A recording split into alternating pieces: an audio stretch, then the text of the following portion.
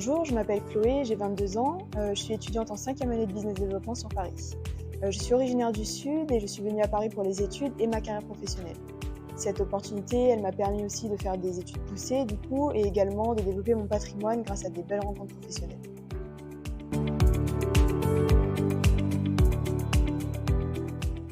J'ai décidé d'investir dans l'immobilier pour développer mon patrimoine et mes sources de revenus sur le long terme.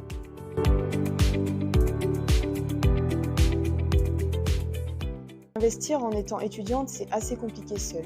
La banque, elle accorde rarement, voire jamais des prêts immobiliers à des étudiants, même avec des revenus d'alternance.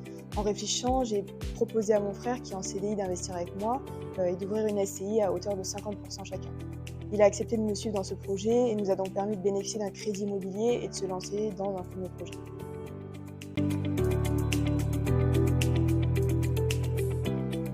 Je voulais travailler initialement dans le secteur de l'immobilier pour me former seule sur les investissements. J'ai eu la chance de travailler chez Cachot Positif, qui fait justement du conseil en investissement immobilier au rendement en alternance.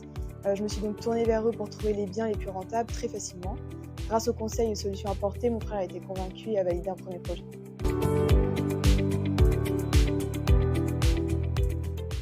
Je n'ai absolument pas eu besoin d'une grosse épargne, je n'ai quasi rien dépensé de mon épargne personnelle.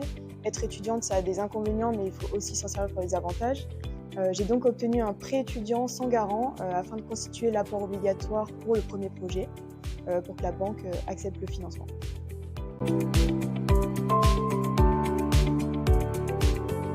Nous avons signé le compromis et nous avons un délai du coup entre le compromis et la signature de l'acte de vente pour apporter le financement et le trouver.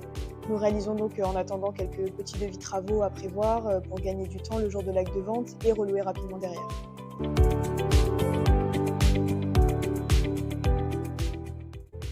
Les plus gros défis en tant que nouvelle investisseuse, c'est de réussir à gérer toutes les procédures, la création de la SCI, les comptes de la SCI, le travail parce que je suis en alternance, les études, la gestion des travaux du bien à venir et ma vie personnelle.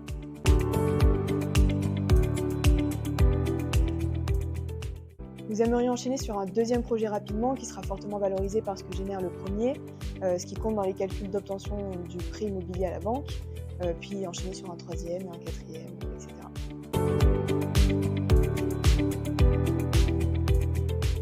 Je conseille à toutes les femmes qui souhaitent investir de ne pas avoir peur de se lancer, ce n'est pas un secteur réservé aux hommes.